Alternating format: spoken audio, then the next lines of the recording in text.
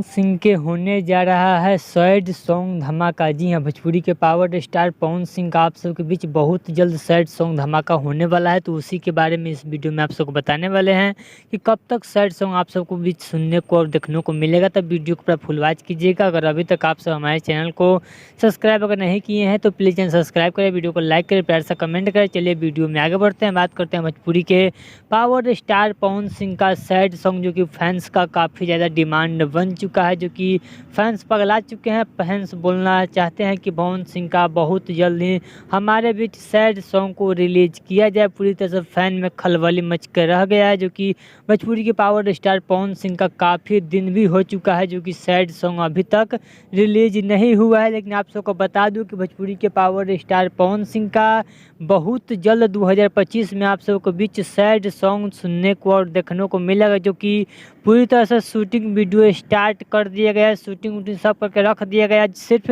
भोजपुरी के power star Pawan Singh का आवाज़ को डब करना है और आप सबके बीच उस सॉन्ग को रिलीज कर दिया जाएगा।